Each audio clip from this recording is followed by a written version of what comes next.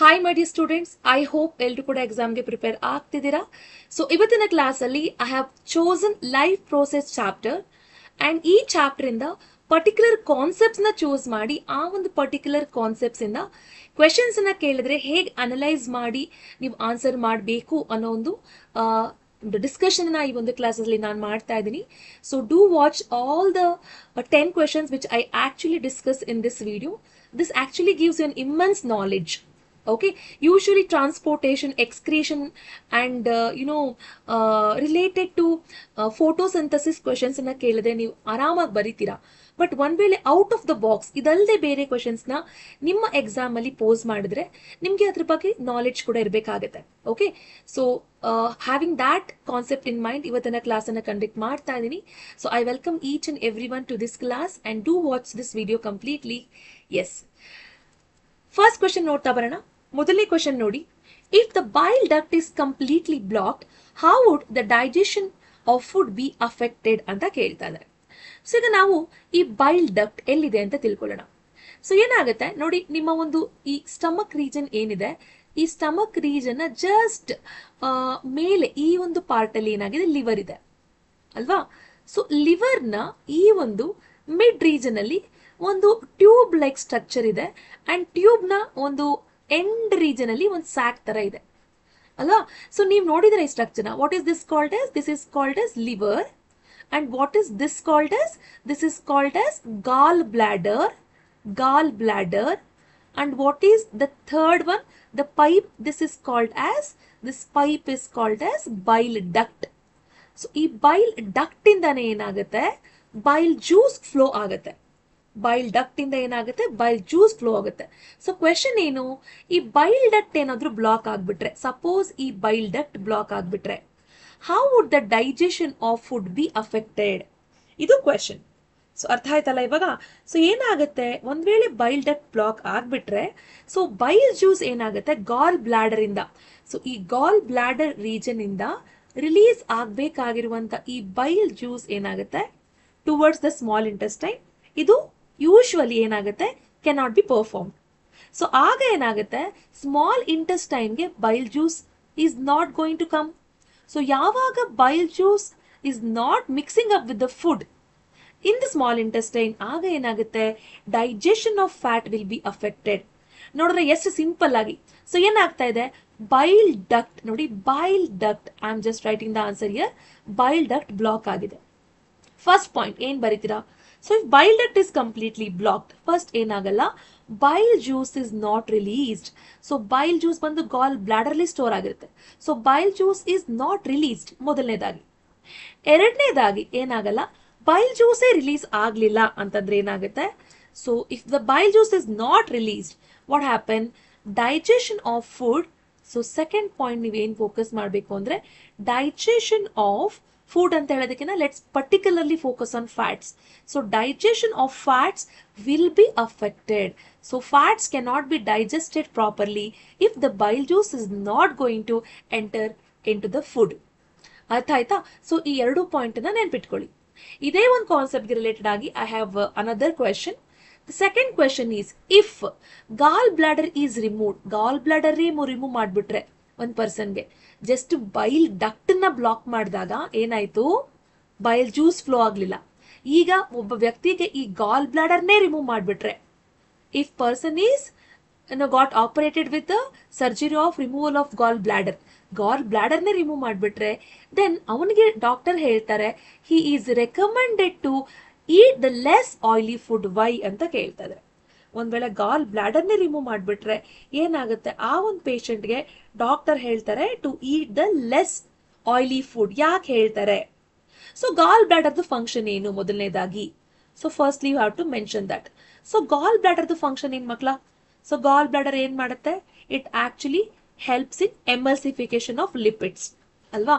Because ಏನಾಗುತ್ತೆ, gall bladder ಅಲ್ಲಿ it stores the bile juice. Gall bladder ಏನ್ ಮಾಡುತ್ತೆ, it stores the bile juice. So gall bladder bile juice ನ store ಮಾಡೋದ್ರಿಂದ ಏನ್ ಮಾಡುತ್ತೆ, it helps actually in the ಇಮಲ್ಸಿಫಿಕೇಶನ್ಗೆ ಹೆಲ್ಪ್ ಮಾಡುತ್ತೆ. ಮೊದಲನೇ ಪಾಯಿಂಟ್. ಎರಡನೇದಾಗಿ ಈ ಗಾಲ್ ಬ್ಲಾಡರ್ನೇ ರಿಮೂವ್ ಮಾಡ್ತಾ ಇರೋದ್ರಿಂದ ಏನಾಗ್ತಾ ಇದೆ, the bile juice cannot store properly. ಅಲ್ವಾ? ಸೊ ಆಸ್ ಬೈಲ್ ಸೂಟ್ಸ್ cannot store properly, then what would have happen, ಏನಾಗಬಹುದು? ಸೊ ಏನಾಗುತ್ತೆ ಅಂದ್ರೆ in the absence of or in the insufficient storage of bile juice, ಎರಡರಲ್ಲಿ ಯಾವ್ದು ಕೂಡ ಬರಿಬಹುದು ಮಕ್ಕಳ, ಬೋತ್ ಆರ್ ಕರೆಕ್ಟ್. ಸೊ ಏನ್ ಬರಿಬಹುದು, ಐದರ್ ಇನ್ ದ ಆಬ್ಸೆನ್ಸ್ ಅಂತ ಬರಿಬಹುದು or in the insufficient store of, by the insufficient storage of bile juice, ಎರಡು ಕೂಡ ಆಗುತ್ತೆ. So in the absence of bile ಏನಾಗುತ್ತೆ ಅಂದ್ರೆ ಇಮಲ್ಸಿಫಿಕೇಶನ್, ಈ ಇಮಲ್ಸಿಫಿಕೇಶನ್ ಏನಾಗಲ್ಲ, it can not be happened properly, or ನೀವೇನ್ ಬರಿಬಹುದು ಅಂದ್ರೆ ಇಮಲ್ಸಿಫಿಕೇಶನ್ ವಿಲ್ ಬಿ ಅಫೆಕ್ಟೆಡ್ ಅಂತ ಬರಿಬಹುದು. ಇಮಲ್ಸಿಫಿಕೇಶನ್ ಏನಾಗುತ್ತೆ, ಇಟ್ ವಿಲ್ ಬಿ ಅಫೆಕ್ಟೆಡ್. ಯಾಕೆ, ಏನಾಗ್ತಾ ಇದೆ, ಅಫೆಕ್ಟೆಡ್ ಅಂದ್ರೆ ಏನು, large fat globules small fat globules ಆಗಿ ಪ್ರಾಪರ್ ಆಗಿ ಬ್ರೇಕ್ ಆಗ್ತಿಲ್ಲ. ಅರ್ಥ ಆಗ್ತಿದ್ಯಾ? So emulsification is affected. So emulsification affect ಆಗ್ತಾ ಇದೆ ಅಂದ್ರೆ ಏನಾಗುತ್ತೆ, fat digestion will be slower. So you can write digestion of fat become slow, ಎರಡು ಕೂಡ ಕರೆಕ್ಟ್ ಆಗುತ್ತೆ. So fat digestion will be slower or the digestion of fat takes place slowly. So ಹಾಗಾಗಿ ಆ ಪೇಷಂಟ್ಗೆ ಅಥವಾ ಆ ಪರ್ಸನ್ಗೆ ಡಾಕ್ಟರ್ ಏನ್ suggest ಮಾಡ್ತಾರೆ, he always suggest to eat the food which have less amount of oil. So less oil ಇರುವಂತ food ಅನ್ನ consume ಮಾಡಿ ಅಂತ ಡಾಕ್ಟರ್ ಏನ್ ಮಾಡ್ತಾರೆ ಅಂದ್ರೆ ಸಜೆಸ್ಟ್ ಮಾಡ್ತಾರೆ. ಕ್ಲಿಯರ್ ಆಯ್ತು ಅಲ್ವಾ? ಸೊ ಈ ರೀತಿ ಪ್ರಶ್ನೆ ಬಂದಾಗ್ಲೂ ಕೂಡ you must be capable of writing answer. ಅದಕ್ಕೆ ನಾನು ಈ ರೀತಿ ಪ್ರಶ್ನೆಗಳನ್ನ ಚೂಸ್ ಮಾಡಿದ್ದೀನಿ, ಬಿಕಾಸ್ ಫ್ರೀಕ್ವೆಂಟ್ ಆಗಿ ಟ್ರಾನ್ಸ್ಪೋರ್ಟೇಷನ್ ಇಂದ ಬರುವಂತ ಪ್ರಶ್ನೆಗಳನ್ನ ಫ್ರೀಕ್ವೆಂಟ್ ಆಗಿ ಕೇಳ್ತಾರೆ. ಓಕೆನಾ? Let's move for the next question. Next question ನೋಡಿ, write the reaction that occurs when glucose breaks anaerobically in the yeast ಅಂತ ಹೇಳ್ತಾ ಇದ್ದಾರೆ. ಸೊ ಅನ್ಏರೋಬಿಕ್ ರೆಸ್ಪಿರೇಷನ್ ಅಂದ್ರೆ ಮಕ್ಕಳು, it's an absence of the respiration that takes place in the absence of oxygen ಅಲ್ವಾ? ಸೊ ಇಲ್ಲಿ ಅವ್ರು ಹೇಳ್ತಾ ಇದ್ದಾರೆ ಗ್ಲೂಕೋಸ್ ಇದೆ, ಸೊ ಈ ಗ್ಲೂಕೋಸ್ ಏನಾಗ್ತಿದೆ, ಬ್ರೇಕ್ ಆಗ್ತಾ ಇದೆ. ಸೊ ಗ್ಲೂಕೋಸ್ ಯಾವಾಗ ಬ್ರೇಕ್ ಆಗುತ್ತೆ, ಗ್ಲೂಕೋಸ್ ಸೆಲ್ ಅಲ್ಲಿ ಎಂಟರ್ ಆದಾಗ, when glucose enters inside the cell. So in the cell what is there, in the cell there is a fluid medium called cytoplasm. So ಯಾವಾಗ ಈ glucose cytoplasm of the cell ಅಲ್ಲಿ entry ಆಗುತ್ತೆ, so ಈ 6 carbon molecule ಏನಿದೆ, 6 carbon molecule ಇರುವಂತ 6 atoms ಅಂತಾನೆ ಹೇಳ್ಬೋದು, 6 atoms ಇರುವಂತ ಈ ಕಾರ್ಬನ್ ಏನಾಗುತ್ತೆ, it will break into 2 carbon. That is 2 carbon ಅಂತಂದ್ರೆ ನಾನು ಏನ್ ಹೇಳ್ಬೋದು, 2 ಪೈರುವೇಟ್ ಅಂತ ಹೇಳ್ಬೋದು. ಬೇಸಿಕಲಿ ಏನಾಗ್ತಾ ಇದೆ, glucose is breaking up into pyruvate. Okay, so each pyruvate actually contain 3 carbon atoms. So 6 carbon atoms ಇರೋದ್ರಿಂದ ಎಷ್ಟು ಪೈರುವೇಟ್ ಫಾರ್ಮ್ ಆಗ್ಬೋದು, ಇಲ್ಲಿ 2 ಪೈರುವೇಟ್ಸ್ ಫಾರ್ಮ್ ಆಗುತ್ತೆ. ಇದು ಕೂಡ ನಿಮಗೆ ನೆನಪಿರ್ಲಿ.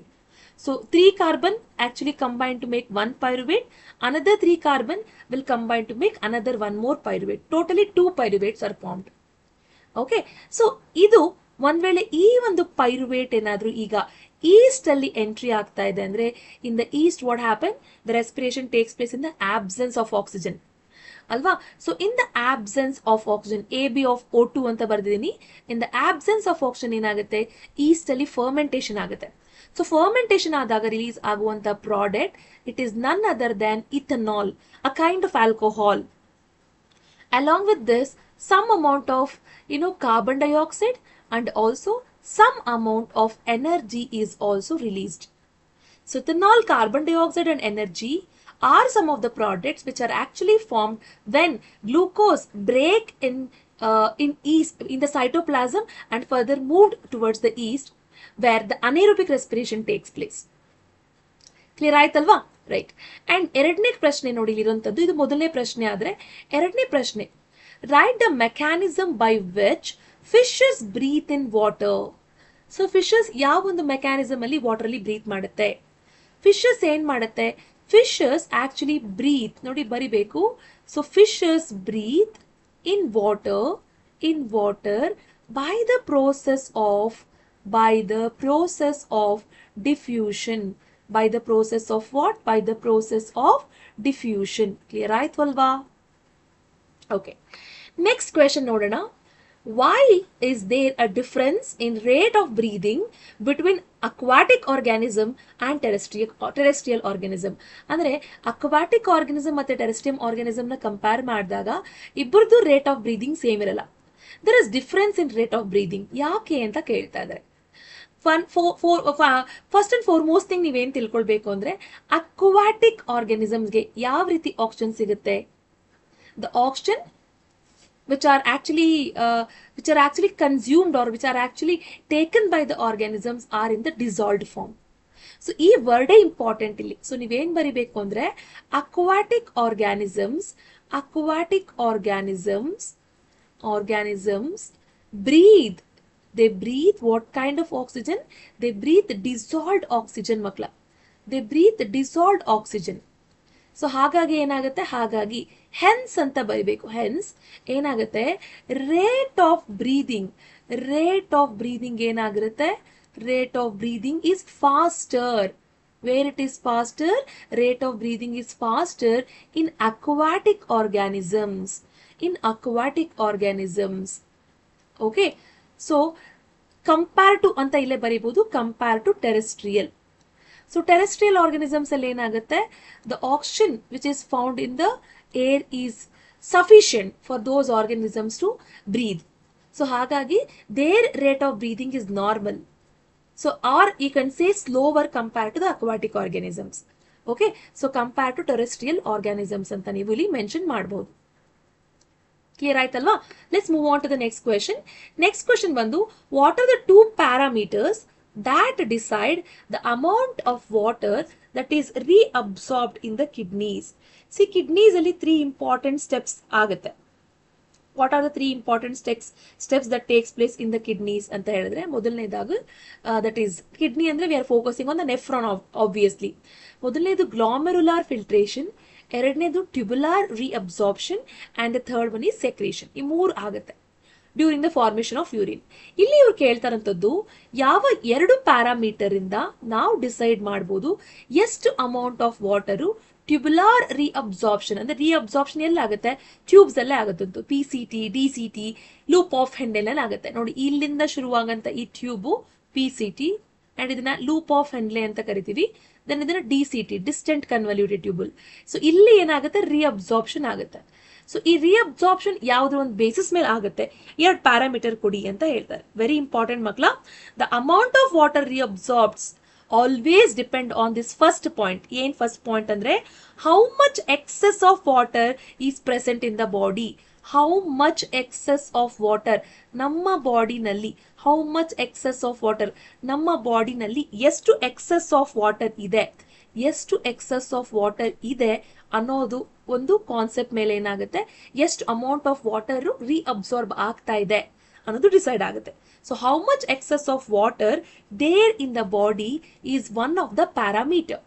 ಎರಡನೇ ಪ್ಯಾರಾಮೀಟರ್ ಏನು, ಯಾವುದ್ರ ಬೇಸಿಸ್ ಮೇಲೆ ರೀಅಬ್ಸಾರ್ಪ್ಷನ್ ಆಗ್ತಾ ಇದೆ. ಎರಡನೇ ಪ್ಯಾರಾಮೀಟರ್ ಬಂದು how much of dissolved waste present in the the filtrate. So filter ಆಗಬೇಕಾದ್ರೆ ಎಷ್ಟು ಡಿಸಾಲ್ವ್ಡ್ ವೇಸ್ಟ್ ಇದೆ. So you can write this as how much of dissolved waste there is to be excreted. Okay, yes to excrete ಆಗ್ತಾ ಇದೆ. Okay, so it is excreted. No, so I think I made mistake. So it is a spelling is excreted. Okay, so how much dissolved waste has to be excreted. ಎಷ್ಟು excrete ಆಗಬೇಕು ಅಷ್ಟಕ್ಕೆ requirement ಇರುವಂತ water pass on ಆಗುತ್ತೆ. Extra water ಏನಿರುತ್ತೆ, ಆ extra water ಏನಾಗುತ್ತೆ, ಆ filtrate ಅಲ್ಲಿ ಇರುವಂತ ಎಕ್ಸ್ಟ್ರಾ ವಾಟರ್ ರೀಅಬ್ಸಾರ್ಬ್ ಆಗುತ್ತೆ. ಈ ಎರಡು ಕೂಡ ಪ್ಯಾರಾಮೀಟರ್ ಆಗುತ್ತೆ. ಮೊದಲನೇದಾಗಿ how much excess of water present in the body, ಎರಡನೇದು how much of dissolved waste to be excreted, ಎಷ್ಟು ವೇಸ್ಟ್ ಎಕ್ಸ್ಕ್ರೀಟ್ ಆಗುತ್ತೆ ಅನ್ನೋದ್ರ ಮೇಲೆ ಡಿಸೈಡ್ ಆಗುತ್ತೆ. Okay, moving on to 15th question. So 15th question nodi, what happens if conducting tubes of circulatory system is blocked? ಒಂದ್ ವೇಳೆ okay circulatory system ಇರುತ್ತೆ ನಿಮಗೆ. Circulatory system ಅಲ್ಲಿ ಏನೇನಿರುತ್ತೆ, ಆರ್ಟ್ರಿ, ಕ್ಯಾಪಿಲರಿ, ವೇನ್ಸ್ ಇದೆಲ್ಲ ಇರುತ್ತೆ ಅಲ್ವಾ. ಸೊ ಇದನ್ನ ನಾವು conducting tubes of circulatory system ಅಂತ ಹೇಳ್ತೀವಿ. ಒಂದ್ ವೇಳೆ ಈ ಕಂಡಕ್ಟಿಂಗ್ ಸಿಸ್ಟಮ್ ಅಲ್ಲೇ ಯಾವ್ದ್ಯಾವ್ದಲ್ಲಿ ಆರ್ಟ್ರೀಸ್ ಅಲ್ಲಿ ಆಗಿರ್ಬೋದು, ಕ್ಯಾಪಿಲರೀಸ್ ಅಲ್ಲಿ ಆಗಿರ್ಬೋದು, ಅಥವಾ ವೇನ್ಸ್ ಅಲ್ಲಿ ಆಗಿರ್ಬೋದು, ಒಂದ್ ವೇಳೆ ಇದರಲ್ಲೇ ಲೀಕ್ ಆಗ್ಬಿಟ್ರೆ, ಈ ಒಂದು ಬ್ಲಡ್ ವೆಸಲ್ಸ್ ಅಲ್ಲಿ ಲೀಕೇಜ್ ಆಗ್ಬಿಟ್ರೆ ಏನಾಗುತ್ತೆ, ಸೊ ಇಮಿಡಿಯೇಟ್ ಆಗಿ ಏನಾಗುತ್ತೆ, ಲೀಕೇಜ್ ಆಗ್ತಾ ಇದ್ದಂಗೆ the blood actually clots. So the blood clots, very important. The blood ಎಲ್ಲೆಲ್ಲಿ ಲೀಕೇಜ್ ಆಗ್ತಾ ಇರುತ್ತೆ ಅಲ್ಲೆಲ್ಲ ಏನಾಗುತ್ತೆ, ಬ್ಲಡ್ ಕ್ಲಾಟ್ ಆಗುತ್ತೆ. The blood clots if the conducting tubes of the circulatory system develops A leak ಅಂತ ಬರೀರಿ. ಅಂಡ್ ಇನ್ನೊಂದು ಏನ್ ತಿಳ್ಕೊಬೇಕು ಇಲ್ಲಿ ಅಂತಂದ್ರೆ, ಸೊ ಈ ಲೀಕ್ ಆಗ್ಬೇಕಾದ್ರೆ ಏನಾಗುತ್ತೆ, ಸೊ ಬ್ಲಡ್ ಕ್ಲಾಟ್ ಆಗ್ತಾ ಇದೆ ಅಂತ ಹೇಳಿದೆ ಅಲ್ವಾ. ಸೊ ಬ್ಲಡ್ ಕ್ಲಾಟ್ ಆಗ್ತಾ ಇದೆ ಅಂದ್ರೆ ಏನಾಗುತ್ತೆ, the number of platelets also increase. Platelets increase ಆಗ್ಬಿಡುತ್ತೆ. ಯಾಕೆ ಪ್ಲೇಟಿಲೆಟ್ಸ್ ಇನ್ಕ್ರೀಸ್ ಆಗುತ್ತೆ? It is because these platelets are the one which actually help in clotting the blood. ಅರ್ಥ ಆಯ್ತಾ? So the blood actually clots, ಮೊದಲನೇದಾಗಿ. ಎರಡನೇದಾಗಿ the number of platelets increase because to clot the blood platelets are needed. ಓಕೆನಾ? Next question ನೋಡಿ. I think ಇದೆಲ್ಲ questions fresh questions, ನಿಮಗೆ help ಆಗ್ತಿದೆ ಅನ್ಕೋತೀನಿ. How are lungs designed in human beings to maximise the area for exchange of gases ಅಂತ ಕೇಳ್ತಾ ಇದ್ವಿ. Okay, so ತುಂಬಾ ಇಂಪಾರ್ಟೆಂಟ್ ಕ್ವಶನ್ ಇದು, ನಿಮಗೆ ಕೇಳ್ಬೋದು ಎಕ್ಸಾಮ್ ಅಲ್ಲಿ. How are lungs design, lungs ಹೇಗ್ ಡಿಸೈನ್ ಆಗಿದೆ? ಸೊ ಈಗ ನಾವು ಒಂದು ಲಂಗ್ ಅಂತ ನೋಡಿದಾಗ ಲಂಗ್ ಅಲ್ಲಿ ಏನಾಗಿರುತ್ತೆ, ಸೊ ಈ ಒಂದು ಟ್ರಾಕಿಯಾ ಇರುತ್ತೆ. ಟ್ರಾಕಿಯಾ ಮತ್ತು ಫರ್ದರ್ ಬ್ರಾಂಚ್ ಆಗುತ್ತೆ. ಸೊ ಇದನ್ನ ನಾವೇನಂತ ಕರಿತೀವಿ ಅಂದ್ರೆ ಬ್ರಾಂಕಸ್ ಅಂತ ಕರಿತೀವಿ. ಈ ಬ್ರಾಂಕಸ್ ಏನಾಗುತ್ತೆ, ಫರ್ದರ್ ಬ್ರಾಂಚ್ ಆಗುತ್ತೆ. ಫರ್ದರ್ ಬ್ರಾಂಚ್ ಆಗ್ತಿರುವಂತ ಈ ಬ್ರಾಂಕಸ್ ಅನ್ನ ನಾವು ಬ್ರಾಂಕಿಯೋಲ್ಸ್ ಅಂತ ಕರಿತೀವಿ. ಅಂಡ್ ಎವ್ರಿ ಬ್ರಾಂಕಿಯೋಲ್ ನ ಎಂಡಿಂಗ್ ಅಲ್ಲಿ ಈ ಏರ್ ಸ್ಯಾಕ್ಸ್ ಅಥವಾ ಬಲೂನ್ ಲೈಕ್ ಸ್ಟ್ರಕ್ಚರ್ ಇರುತ್ತೆ. ಈ ಬಲೂನ್ ಲೈಕ್ ಸ್ಟ್ರಕ್ಚರ್ ನ ನಾವೇನಂತ ಕರಿತೀವಿ ಅಂದ್ರೆ ಆಲ್ವಿಯೋಲೈ ಅಂತ ಕರಿತೀವಿ ಅಲ್ವಾ ಮಕ್ಕಳ? ಈ ರೀತಿ ನಿಮ್ಮ ಒಂದು ಲಂಗ್ಸ್ ಡಿಸೈನ್ ಆಗಿರುತ್ತೆ. ಸೊ ಆನ್ಸರ್ ಏನ್ ಬರೀತೀರಾ ಅಂದ್ರೆ, in the lungs air passages divides into smaller tubes. First ಏನಾಗ್ತಾ ಇದೆ, ಲಂಗ್ ಒಳಗಡೆ ಅವ್ರು ಕೇಳ್ತಾ ಇರೋದ್ರಿಂದ, ಸೊ ಲಂಗ್ ನ ಒಳಗಡೆ ಏನಾಗುತ್ತೆ, ಈ ಏರ್ ಪಾಸ್ ಆಗುವಂತ ಈ ಒಂದು ರೀಜನ್ಸ್ ಏನಾಗುತ್ತೆ, there actually divided.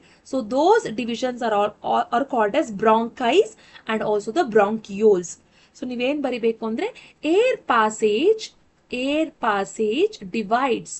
Air passage divides. It divides into what? Divides into firstly the bronchus, or we can say bronchi. So these bronchi are further divided into bronchioles. Further small branches ನೀವೇನ್ ನೋಡ್ತಾ ಇದ್ದೀರಾ, these are called as bronchioles. ಅರ್ಥ ಆಯ್ತಾ? So next ನೀವು ಬರಿಬೇಕು ಎರಡನೇ point ಏನಂದ್ರೆ bronchioles. So bronchioles has an end which looks like what? Which looks like air sacs ತರ ಕಾಣುತ್ತೆ. Okay, so air sacs called what? They are called as alveoli. So ಇದನ್ನ ಏನಂತ ಕರಿತೀವಿ, ಆಲ್ವಿಯೋಲೈ. ಬಹಳ ಇಂಪಾರ್ಟೆಂಟ್. ಸಮಟೈಮ್ಸ್ ಆಲ್ವಿಯೋಲೈ ಬೇಸಿಸ್ ಮೇಲೆನೆ question ಕೇಳ್ತಾರೆ. Okay, next point ನೀವೇನ್ ಬರೀತೀರಾ ಅಂದ್ರೆ ಬೇಸ್ಡ್ ಆನ್ ಆಲ್ವಿಯೋಲೈ ಬರಿಬೇಕಾಗುತ್ತೆ. ಸೊ ಆಲ್ವಿಯೋಲೈ ಏನ್ ಮಾಡುತ್ತೆ, ಆಲ್ವಿಯೋಲೈ ಕ್ರಿಯೇಟ್ಸ್ ಸರ್ಫೇಸ್ ಏರಿಯಾ. ಮಕ್ಕಳ ಏನ್ ಮಾಡುತ್ತೆ, ಈ ಆಲ್ವಿಯೋಲೈ ಬಲೂನ್ ಲೈಕ್ ಸ್ಟ್ರಕ್ಚರ್ ಇದೆಯಲ್ಲ, it create surface area for exchange of gases. It create surface area for exchange of gases. Clear ಆಯ್ತು ಅಲ್ವಾ? So this is how the lungs are designed in the human beings to what? To maximize the area for exchange of gases. Main agi now target ಮಾಡಬೇಕಾಗಿರುವಂತದ್ದು alveoli, because alveoli is the region which helps in creating the exchange of gases. It actually create a surface area for exchange of both oxygen and carbon dioxide. Okay, moving on to next question nodi. Describe the double circulation in the blood of human beings and why is it necessary? So ಇಲ್ಲಿ ನಾನು focus ಮಾಡ್ತಿರೋಂಥ double circulation ಬಂದು it's for 4 mark. ನಾನು 4 mark ಮೇಲೆ focus ಮಾಡ್ತಾ ಇದ್ದೀನಿ. 1 mark ಕೇಳಿದಾಗ ಏನ್ ಮಾಡ್ತೀರಾ ಅಂದ್ರೆ, 1 ಮಾರ್ಕ್ ಕೇಳಿದಾಗ ಏನ್ ಬರೀತೀರಾ, blood enters to heart twice. ಬರ್ಕೊಳ್ಳಿ ಬೇಕಾದ್ರೆ, blood enters to heart twice to complete 1 cycle and this is called double circulation. 1 mark ಬರೀತೀರಾ ಮಕ್ಕಳ. ಬಟ್ ಇದೇ ಕ್ವೆಶನ್ ಅನ್ನ ನಿಮಗೆ 4 ಮಾರ್ಕ್ ಕೇಳಿದಾಗ what do you write? So first ನೀವು ಬರೀಬೇಕು double circulation in human beings ಅಂತ ಕೇಳಿದಾಗ both pulmonary circulation and systemic circulation ಅಂತ 2 ಟೈಪ್ ಆಫ್ ಸರ್ಕ್ಯುಲೇಷನ್ ಇದೆ. 2 ಟೈಪ್ ಆಫ್ ಸರ್ಕ್ಯುಲೇಷನ್ ಅನ್ನ ಬರೀಬೇಕು. So what do you write actually? ನೀವು ಏನ್ ಬರೀತೀರಾ? ಸೊ ನೀವು ಬರೀತೀರಾ ಫಸ್ಟ್ಲಿ ಏನಂದ್ರೆ blood enters What kind of blood? Deoxygenated. Firstly, you have to write deoxygenated. So deoxygenated blood enters to heart, through what? Through upper and lower vena cava. Through upper and lower vena cava. So lower vena cava. ಎಲ್ಲಿಗೆ entry ಆಗುತ್ತೆ? So from upper and lower vena cava, the deoxygenated blood enters into the right part of the heart, that is to the right atrium. So first right atrium ಗೆ enter ಆಗುತ್ತೆ.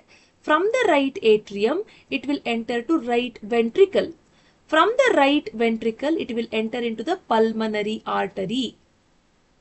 So deoxygenated enters, the blood enters the right part of the heart via ಅಥವಾ through, ಎರಡಲ್ಲಿ ಯಾವ್ದು ಬೇಕಾದ್ರೂ ಬರಿಬಹುದು ಮಕ್ಕಳ.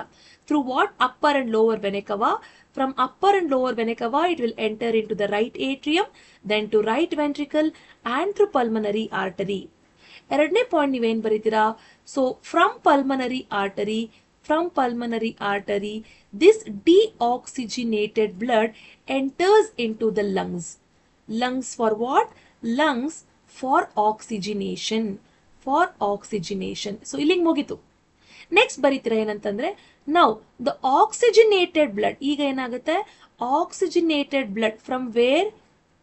From the lungs. Oxygenated blood from lungs, okay, is brought by pulmonary vein.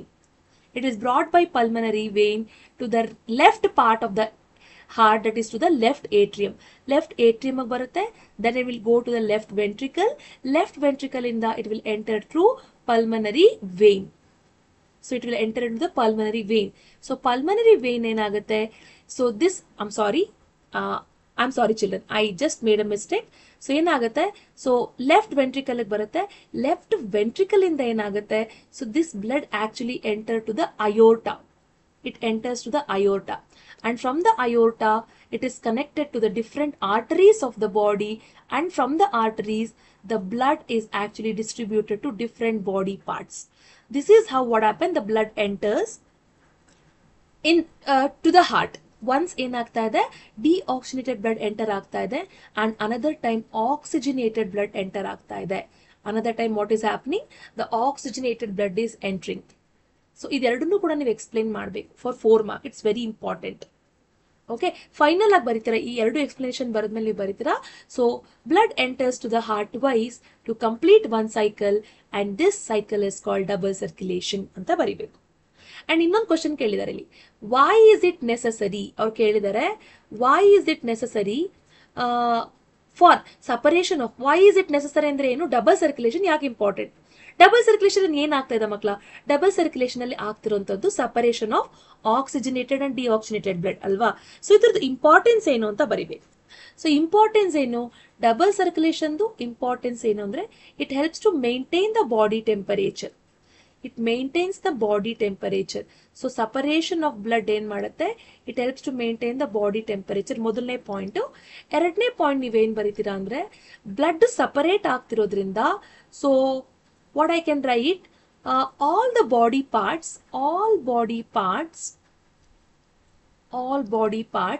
get sufficient oxygen. What do they get? They get sufficient oxygen. Body cells ge ಬೇಕಾಗಿರುವಂತ required amount of oxygen ಏನಿದೆ, so a more amount of oxygen easy-ಆಗಿ supply ಆಗುತ್ತೆ. ಯಾಕೆ? What is happening in double circulation?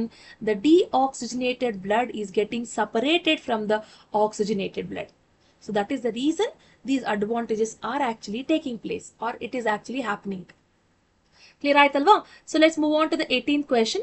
18th question ನೋಡಿ, why is diffusion insufficient to meet the oxygen requirements of multicellular organisms like humans ಅಂತ ಹೇಳ್ತಾ ಇದ್ದಾರೆ. ಅಂದ್ರೆ human being ಬಾಡಿನಲ್ಲಿ, okay, only through diffusion process ಇಂದ ಬಾಡಿನ ಎಲ್ಲಾ ಪಾರ್ಟ್ಸ್ಗೂ ಕೂಡ ಆಕ್ಸಿಜನ್ ಸಪ್ಲೈ ಆಗೋದಿಲ್ಲ. That is the question. Okay, oxygen ಅನ್ನೋದು ನಮ್ಮ ಬಾಡಿನ ಎಲ್ಲಾ ಪಾರ್ಟ್ಗೂ ಬೇಕು, because our body is made up of cells. ಎಲ್ಲಾ ಸೆಲ್ಸ್ಗೂ ಆಕ್ಸಿಜನ್ ಬೇಕು ಅಲ್ವಾ? ಬಟ್ ಡಿಫ್ಯೂಷನ್ ಅಂದ್ರೆ ಜಸ್ಟ್ ಸ್ಪ್ರೆಡ್ ಆಗೋದ್ರಿಂದ, ನಮ್ಮ ಲಂಗ್ಸ್ ಅಲ್ಲಿ ಆಕ್ಸಿಜನ್ ಸ್ಪ್ರೆಡ್ ಆಗೋದ್ರಿಂದ ಎಲ್ಲಾ ಬಾಡಿ ಪಾರ್ಟ್ಸ್ಗೂ ಆಕ್ಸಿಜನ್ ಏನಾಗಲ್ಲ, ಸಪ್ಲೈ ಆಗಲ್ಲ. ಯಾಕೆ ಈ ತರ ಆಗುತ್ತೆ ಮಲ್ಟಿಸೆಲ್ಯುಲರ್ ಆರ್ಗನಿಸಮ್ಸ್ ಅಲ್ಲಿ ಅಂತ ಕೇಳ್ತಾ ಇದ್ದಾರೆ. ಸೊ ಮೊದಲನೇದಾಗಿ ನೀವೇನ್ ಬರಿಬೇಕು ಅಂದ್ರೆ ಮೊದಲನೇದಾಗಿ ನೀವು ತಿಳ್ಕೊಬೇಕು ಮಕ್ಕಳ, ಓನ್ಲಿ ಏನಾಗುತ್ತೆ, skin cells are directly in contact with environment.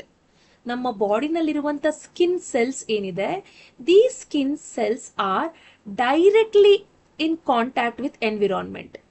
Directly it is, so skin cells are directly in contact with environment. ಇದೊಂದೇ ಎನ್ವಿರಾನ್ಮೆಂಟ್ ನ ಕಾಂಟ್ಯಾಕ್ಟ್ ಅಲ್ಲಿ ಇರುವಂತದ್ದು. But what about the other things that are present inside the body ಅಲ್ವಾ? So ಒಂದ್ ವೇಳೆ ಈ lungs ಅಲ್ಲಿ ನೋಡಿ, ಲಂಗ್ಸ್ಗೆ ಏನಾಗುತ್ತೆ, ಆಕ್ಸಿಜನ್ ಈ ರೀತಿ ಪಾಸ್ ಆಗುತ್ತೆ, ಬ್ರಾಂಕಸ್ ಇಂದ ಬ್ರಾಂಕಿಯೋಸ್ಗೆ ಹೋಗುತ್ತೆ, ಬ್ರಾಂಕಿಯೋಸ್ ಇಂದ ಆಲ್ವಿಯೋಲೈಗೆ ಹೋಗುತ್ತೆ.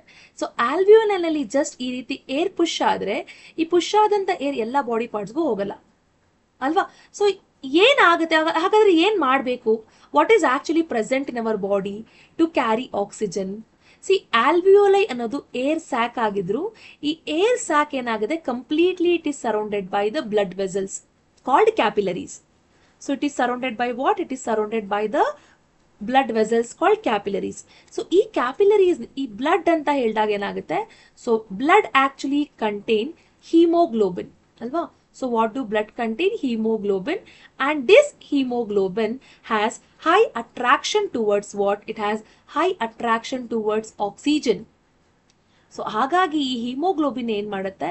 It actually carries oxygen to all the body parts. So ನೀವೇನ್ ಬರಿಬೇಕು ಫಸ್ಟ್ ಆನ್ಸರ್ ಇಲ್ಲಿ ಅಂದ್ರೆ, ಮೊದಲನೇದಾಗಿ skin cells are directly in contact with environment. ಎರಡನೇದಾಗಿ you have to mention diffusion is a slow process. Diffusion is very slow process. Only through diffusion it is not possible because it's a slow process. So ಏನಾಗುತ್ತೆ, ಹಾಗಾಗಿ ಏನಾಗುತ್ತೆ, it is hemoglobin, ನೀವು ಬರಿಬೇಕು, it is hemoglobin which has high attraction or we can say high affinity. ಎರಡರದು ಕೂಡ meaning ಒಂದೇ. high affinity towards oxygen, carry oxygen to all the body parts ಅಂತ ಬರಿಬೇಕಾಗುತ್ತೆ. ಅರ್ಥ ಆಗ್ತಿದ್ಯಾ? Diffusion is insufficient to meet oxygen requirement because ಯಾಕೆಂದ್ರೆ only through diffusion what happen, the oxygen can reach to only certain cells of the body, not to all the cells. And diffusion is a very slow process. It cannot take oxygen to all the parts of the body. Here ಆಯ್ತಲ್ವಾ? Next, how would digestion of food be affected if the bile duct is completely blocked? I think ಇದು repeated question ಅಂತ ಅನ್ಕೋತೀನಿ. So I will skip this question and I will move for the last question of today's class. So the last question of today's class is, if one holds his breath after expiration for about 30 seconds. So expiration ಅಂದ್ರೆ ಏನು ಅಂತ first ನಾನು ನಿಮಗೆ ಹೇಳಬೇಕು. What is expiration? Expiration ಅಂದ್ರೆ ಏನು? Process of exhaling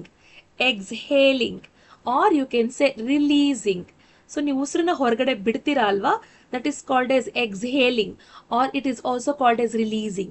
Okay, so ಒಂದ್ ವೇಳೆ ಒಬ್ಬ ವ್ಯಕ್ತಿ ಆಯ್ತಾ ಎಕ್ಸ್ಹೇಲ್, ಈಗ ಹೊರಗಡೆ ಹಾಕ್ತಾ ಇದ್ದೀರಾ ಉಸಿರನ್ನ ಹೊರಗಡೆ ಹಾಕಿದ ತಕ್ಷಣ 30 ಸೆಕೆಂಡ್ಗಳ ಕಾಲ ಫಾರ್ 30 ಸೆಕೆಂಡ್ಸ್ ಅವನೇನಾದ್ರೂ ಅವನ ಒಂದು ಬ್ರೆತ್ ನ ಹಾಗೆ ಹಿಡ್ಕೊಂಡ್ರೆ ಏನಾಗುತ್ತೆ?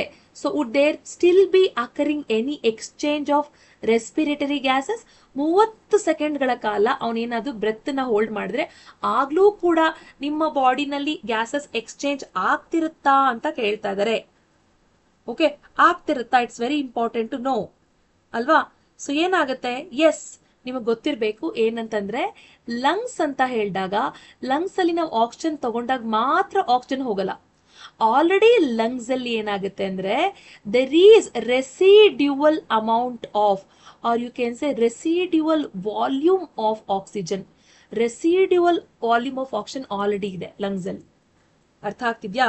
So the exchange of gases continue ಆಗುತ್ತೆ. ಮೊದಲನೇ ಕ್ವಶನ್ ಅವ್ರು ಕೇಳ್ತಾ ಇರೋದು, would there be still occurring of any exchange of gases? Yes, ಏನಾಗುತ್ತೆ, ಎಕ್ಸ್ಚೇಂಜ್ ಆಫ್ ಗ್ಯಾಸಸ್ ಏನಾಗುತ್ತೆ, ಕಂಟಿನ್ಯೂ ಆಗುತ್ತೆ. ಎರಡನೇದಾಗಿ, even after the expiration, even after the 30 seconds of expiration still ಏನಾಗುತ್ತೆ, ಸಮ್ ವಾಲ್ಯೂಮ್ ಆಫ್ ಏರ್ ಏನಾಗುತ್ತೆ, it remains, some volume of air it remains in the lungs. So ಇನ್ನೂ ಸ್ವಲ್ಪ ಏನಂದ್ರೆ ಆ ಒಂದು ಏರ್ ಅನ್ನೋದು ಲಂಗ್ಸ್ ಅಲ್ಲಿ ಉಳಿದಿರುತ್ತೆ. ಇದನ್ನ ನಾವೇನಂತ ಕರಿತೀವಿ, ರೆಸಿಡ್ಯೂಯಲ್ ವಾಲ್ಯೂಮ್ ಅಂತ ಕರಿತೀವಿ. Volume of air, I am just crawling it up. Okay, so ಏನಾಗ್ತಾ ಇದೆ, volume of air is it remain okay in the lungs. So ಹಾಗಾಗಿ ಏನಾಗುತ್ತೆ ಅಂತಂದ್ರೆ ಇದನ್ನ ರೆಸಿಡ್ಯೂಯಲ್ ವಾಲ್ಯೂಮ್ ಅಂತ ಕರಿತೀವಿ, ಅದನ್ನು ಕೂಡ ನಾನು ನಿಮಗೆ ಹೇಳಿದ್ದೀನಿ. ಸೊ ಹಾಗಾಗಿ ಏನಾಗುತ್ತೆ ಅಂದ್ರೆ exchange of gases still continue, it continues because of the residual volume of air. So example ಬರೀರಿ, yes it continues because example ಬರಿಬೇಕಾಗುತ್ತೆ, because the volume of air it remains in the lungs, or you can say the volume of air is remained in the lungs. ಎರಡರಲ್ಲಿ ಯಾವ್ದು ಬೇಕಾದ್ರೂ ಬರೀ, ನಿಮ್ಮ comfortable. ಅರ್ಥ ಆಗ್ತಿದ್ಯಾ? So it's very important to know this. Okay, volume of air is remaining in the lungs, and what happens is this volume of air is called as volume of air. Volume of air is called as what? It is called as residual volume. It is called as residual volume ಮಕ್ಕಳ. So exchange of gas ಏನಾಗುತ್ತೆ, continue ಆಗುತ್ತೆ. Already air ಇದೆ ಒಳಗಡೆ, ನಾವು ಉಸಿರಾಡಿದ ತಕ್ಷಣ ನಮಗೆ oxygen ಹೋಗಲ್ಲ. Already some amount of air is there and that air actually passes. Clear ಆಯ್ತು ಅಲ್ವಾ? ಐ ಹೋಪ್ ನಿಮ್ಗೆ ಇದು ಅರ್ಥ ಆಗಿದೆ ಅಂತ ಅನ್ಕೋತೀನಿ. So thank you so much for being patient and listen to the entire class. So ನಿಮಗೆ ಈ ಕ್ಲಾಸಲ್ಲಿ ಹೇಳಿದಂಥ ಕಾನ್ಸೆಪ್ಟಲ್ಲಿ ಏನಾದರೂ ಡೌಟ್ ಇದ್ದರೆ you can join to my Telegram group ಲಿಂಕ್ನ ನಾನು like description box and comment ಏರಿಯಾದಲ್ಲಿ ಮೆನ್ಷನ್ ಮಾಡಿರ್ತೀನಿ. ಚಾಟ್ ಮಾಡ್ಬೋದು, ನಿಮ್ಗೆ ಏನೇ ಡೌಟ್ ಇದ್ರೆ ಕ್ಲಾರಿಫೈ ಮಾಡ್ಕೊಳ್ಬೋದು. So see you all in the next class. Until then keep learning.